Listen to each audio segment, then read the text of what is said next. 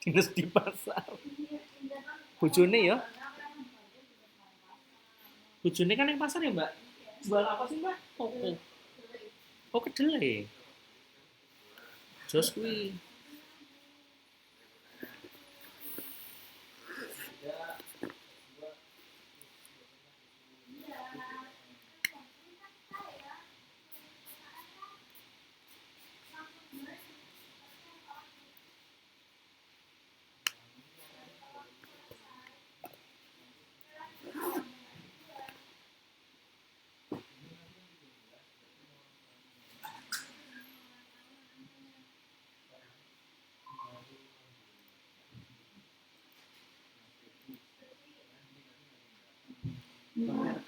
Halo.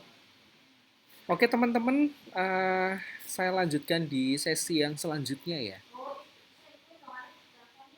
Baik Pak Rengga. Oke, di sesi yang selanjutnya ini, 2 sesi terakhir ini, saya memantik hal yang terkait dengan upaya optimalisasi penyelenggaraan perizinan usaha di Indonesia. Ya, jadi kita tahu bahwasanya perizinan usaha itu merupakan salah satu faktor yang paling krusial yang kemudian mempengaruhi bagaimana iklim investasi dan pertumbuhan ekonomi di Indonesia semakin baik.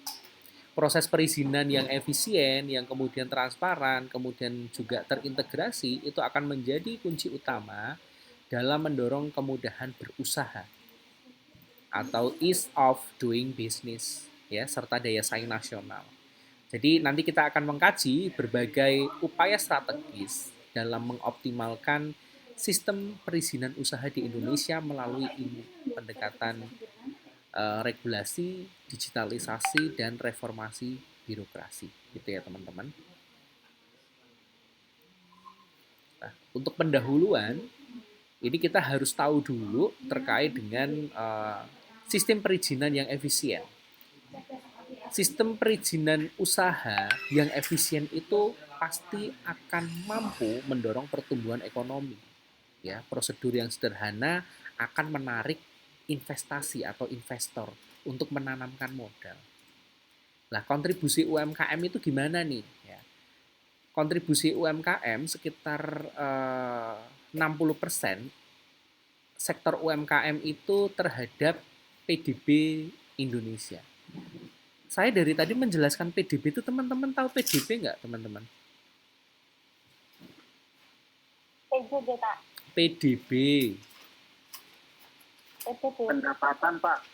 Pendapatan. Pendapatan apa? PDB kan? PDB. Itu loh yang ada di PDB. slide itu loh. Lah. Oh iya. PDB ki apa?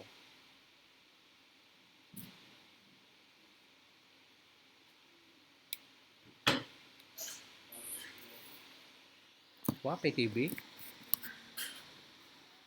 PDB adalah apa nih? Apa? Indah. Oke. Bruto ya, Pak. Dia kepanjangannya tuh apa PDB? Produk domestik bruto. Produk domestik bruto. Nah, jadi apa tuh namanya terkait dengan UMKM itu tadi, kemudian ada peringkat EODB, ya peringkat EODB di sini itu Indonesia berada di peringkat 73 dari 190 negara. Target pemerintah itu naik ke 40 besar pada tahun 2026. Lah, tujuan pembelajaran di sini tuh apa sih terkait dengan upaya optimalisasi? Yang pertama itu memahami landasan hukumnya terlebih dahulu. Saat kita berbicara masalah memahami landasan hukum, maka kita berupaya untuk menguasai kerangka hukum perizinan usaha di Indonesia terlebih dahulu. Ya, setelah tadi memahami landasan hukum, maka kita akan menganalisis sebuah tantangan. Ya, nah saat kemudian kita menganalisis sebuah tantangan, artinya kita sedang apa coba? Sedang mengidentifikasi hambatan dalam sistem perizinan saat ini. Hambatan apa saja sih yang kemudian ada? Ya, biasanya kan karena ada tantangan, hambatan, ya. Kemudian terkait dengan identifikasi upaya. Nah, identifikasi upaya itu adalah mengevaluasi upaya optimalisasi yang kemudian dilakukan. Jadi akan ada evaluasi tersendiri terkait dengan optimalisasi yang telah dilakukan. Kemudian yang terakhir itu adalah merumuskan strategi. Saat teman-teman di sini sedang merumuskan strategi, artinya teman-teman di sini itu sedang mengembangkan solusi. Solusi terkait dengan apa? Solusi terkait dengan perbaikan sistem perizinan berusaha. Nah, kita berbicara di landasan hukum, ya. Ini sebenarnya kalau kita berbicara landasan hukum ya bolak-balik landasannya sebenarnya itu saja ya teman-teman ya. Jadi landasan hukumnya sama seperti yang tadi sudah saya jelaskan ya di sesi sebelumnya, pasti akan ada terkait dengan Undang-Undang Cipta Kerja, undang-undang peraturan pemerintah terkait dengan penyelenggaraan perizinan berusaha. Ada perpres atau peraturan presiden ya, itu terkait dengan bidang usaha penanaman modal. Kemudian ada Permendagri atau peraturan Menteri Dalam Negeri terkait dengan penyelenggaraan perizinan terpadu satu pintu di daerah. Ya. Nah, kalau kita berbicara masalah sistem perizinan usaha, maka akan ada 4 poin yang perlu kita singgung. Yang pertama itu adalah OSS atau Online Single Submission. Online Single Submission seperti yang tadi sudah saya jelaskan ada atau muncul sejak tahun 2018.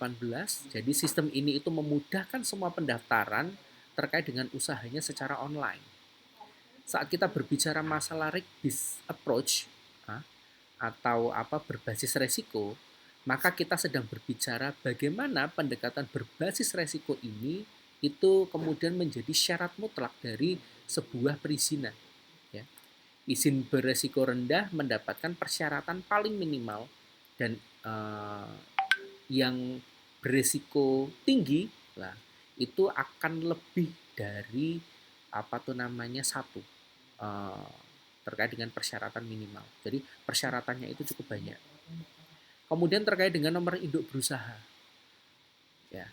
Jadi nomor induk berusaha itu kan digunakan sebagai identitas ya atau pengenal tunggal dari pelaku usaha. Jadi satu identitas itu juga digunakan hanya untuk satu perizinan saja. Nah, kemudian kita berbicara masalah penyederhanaan izin ya. Sekitar 1.500-an jenis perusahaan, jenis perizinan itu disederhanakan menjadi 400, artinya sepersekian ya. Ya, hampir 3 kali lipat lebih hemat, lebih efisien ya. Jadi efisiensi proses itu meningkatkan signifikan. Nah, kemudian ada tantangan perizinan usaha saat ini. Tantangan perizinan usaha saat ini yang pertama itu adalah di ego sektoral. Ya, jadi ada koordinasi antara kementerian dan lembaga itu masih sangat lemah. Ya, karena mereka tetap berpaku pada aturannya masing-masing. Kemudian ada disparitas itu tadi, kesenjangan, kemudian ada infrastruktur digital, ada kapasitas SDM juga terkait dengan biaya tak standar. Kalau kita berbicara masalah biaya tak standar, artinya pungutan resmi dan tidak resmi itu masih sangat tinggi. Terlebih lagi saat pungutan yang tidak resmi atau secara ilegal. Nah, ada beberapa dampak perizinan yang tidak efisien. Yang pertama itu terkait dengan hari kerja. Rata-rata waktu untuk memulai usaha di Indonesia itu tuh di hari kerja. Jadi tidak seperti di negara-negara berkembang, di negara-negara maju yang lain ya. Jadi semuanya tersistem secara otomatis, sistem itu akan bisa men-screening atau membaca. Kemudian terkait dengan biaya perizinan ya. Jadi ada persentase dari pendapatan per kapita untuk perizinan. Kemudian terkait dengan UMKM tanpa izin, ya, saat kita berbicara masalah UMKM tanpa izin, maka kita sedang berbicara presentase UMKM yang belum memiliki usaha yang lengkap. Kemudian ada potensi corruption atau korupsi, ya. Estimasi biaya pungutan liar per tahun dalam perizinan. Apalagi orang Indonesia itu seneng yang namanya yang penting asal jadi gitu aja. Kemudian terkait dengan reformasi sistem perizinan terkait dengan Undang-Undang Cipta Kerja. Yang pertama itu terkait dengan penyederhanaan undang-undang. Jadi ada 15 undang-undang terkait perizinan usaha yang disederhanakan. Ya. Ada pendekatan berbasis risiko, ya. Kategori risiko itu tadi terkait dengan persyaratan izin, jadi ada rendah, menengah, dan tinggi. Kemudian ada sistem OSS yang terintegrasi. Artinya apa? Portal tunggal untuk seluruh perizinan. Jadi di situ benar tuh tadi yang namanya satu pintu itu tadi teman-teman. Kemudian terkait dengan standarisasi persyaratan. Saat kita berbicara masalah standarisasi persyaratan, maka keseragaman persyaratan secara nasional lah ini tadi yang kemudian agak menjadi case atau masalah yang tadi dikemukakan oleh Mas Ridwan. Kenapa kok kemudian di sini itu boleh tapi di sana nggak boleh kayak gitu. Jadi harus ada keseragaman persyaratan. Kemudian terkait dengan penghapusan regulasi ya ada 4.200-an regulasi yang menghambat yang kemudian dihapuskan.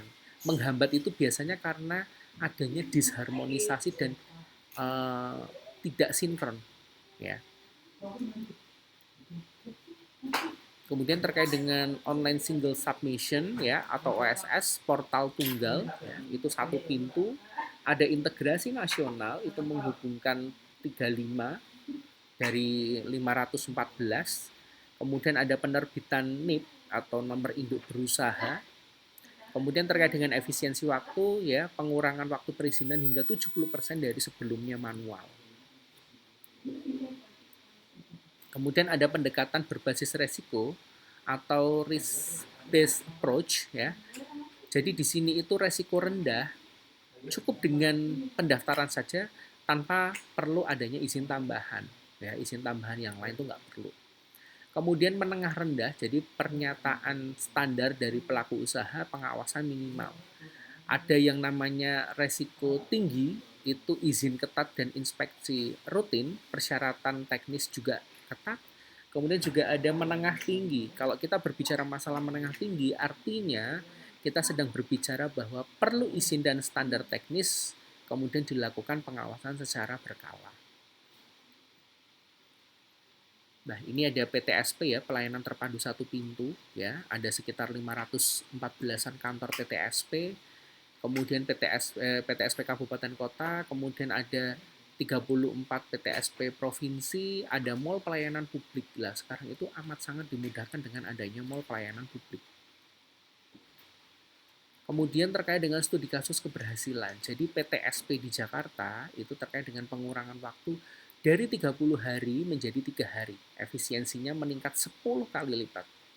Nah, kemudian terkait dengan digitalisasi layanan, itu ada sekitar 300-an jenis proses layanan dilakukan secara online tanpa perlu tatap muka. Sistem antrian digital itu terkait dengan tracking proses real time, jadi transparansi status perizinan. Jadi teman-teman itu bisa mengakses status perizinan saya itu sudah sampai di mana ya progresnya. Nah, kemudian terkait dengan yang terakhir itu ada yang namanya hasil nyata. Nah, hasil nyata itu pasti akan ada kaitannya dengan kepuasan pengguna, ya, peningkatan investasi dan pasca implementasi. Kemudian terkait dengan inisiatif digital, ya, Jakarta Enterprise Portal, ya.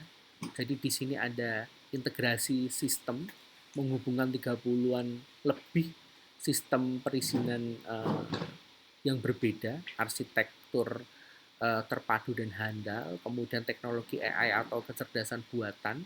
Jadi di sini kecerdasan buatan itu digunakan sebagai alat untuk memverifikasi dokumen, mendeteksi kesalahan secara otomatis, ya. Kayak kalian tuh sekarang daftar kerja itu ada yang namanya, aduh saya tuh lupa namanya tuh, kalau nggak salah tuh CV, tapi CV yang apa ya, lupa saya. Jadi CV itu tuh memang dipersiapkan untuk mudah bagi para HRD itu untuk melakukan screening seperti itu. Kemudian ada mesin learning, jadi deteksi kecurangan menggunakan algoritma cerdas, pola agak sedikit mencurigakan dan teridentifikasi. Analisis prediktif dan pengelolaan resikonya itu juga amat sangat tinggi. Nah, ini ada daerah inovatif ya di Banyuwangi dan Surabaya. Jadi kalau di Banyuwangi itu OSS daerah 98% itu malah prosesnya sudah online ya. Surabaya itu Elampit, administrasinya terintegrasi, 5 kota percontohan ya. Zero face to face, artinya tidak ada kemudian tatap muka, tanpa tatap muka ya, hasilnya tanpa tatap muka. Kemudian rata-rata daerah itu inovasinya tuh terkait dengan digitalisasi penuh. Lah hasilnya itu PAD naik ya, pendapatan asli daerahnya itu naik. Lah kemudian ada dukungan internasional dari reformasi perizinan. Saat kita membahas masalah dukungan internasional, maka kita akan berbicara terkait dengan kontribusi lembaga internasionalnya, terutama Bank Dunia, ya. Kemudian ada USAID, ada ADB, ada OECD, ada GISA. Kemudian terkait dengan optimalisasi jangka pendek. Jadi kalau percepatan OSS ya, implementasinya di seluruh 500-an kabupaten kota seragam dengan sistem nasional. Jadi sama semua. Standarisasi biaya yang kemudian keluar dan waktu perizinan standar secara nasional. Transparansi itu juga penuh. Pelatihan kompetensi penyelenggara perizinan dilatih, kemudian teknologi AI ya. Jadi verifikasi dokumen otomatis dengan kecerdasan buatan itu meningkatkan efisiensi.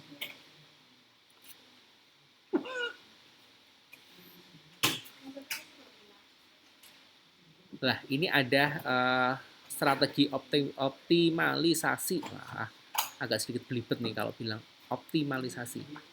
Strategi optimalisasi jangka menengah.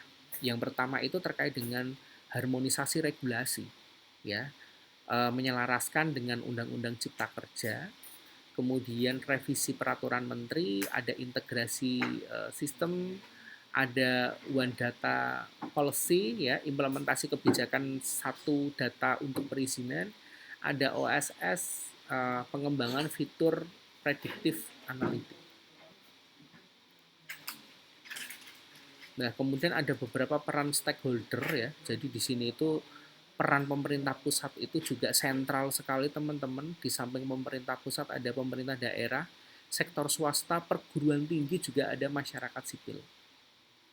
Ya, ini ada tolak ukur keberhasilan optimalisasi ya. Jadi waktu perizinan itu berapa hari, peringkatan, kemudian pertumbuhan UMKM dan investasi dalam negeri. Lah, kesimpulannya itu adalah dikunci pertumbuhan. Saat kita kunci pertumbuhan, perizinan usaha efisien mendorong pertumbuhan ekonomi, UMKM berkembang dengan izin yang mudah. Transportasi digital, digitalisasi itu penuh menjadi target ya jangka menengah. Semua perizinan online dan terintegrasi.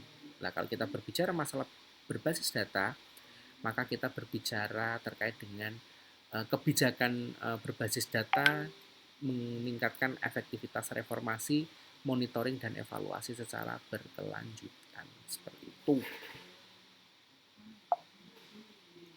Sebentar. Oh, oke, masih sebentar lagi. Gitu ya, teman-teman, yes.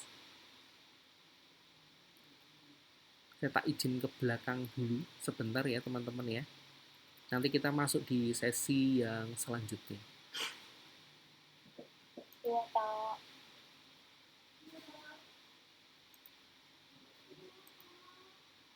Ya Allah ya Rabbi. Elia Makadam.